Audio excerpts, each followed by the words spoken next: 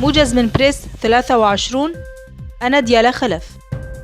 الرئيس السوري بشار الأسد في كلمته أمام مجلس الشعب السوري: نظام أردوغان كان يركز على حلب لأنها الأمل الأخير لمشروعه الإخوانجي، ولكن حلب ستكون المقبرة التي تدفن فيها أحلام وآمال هذا السفاح. وكما كرر الأسد دعوته لكل من حمل السلاح أن ينضم إلى مسيرة المصالحات التي انطلقت منذ سنوات وتسارعت في الآونة الأخيرة.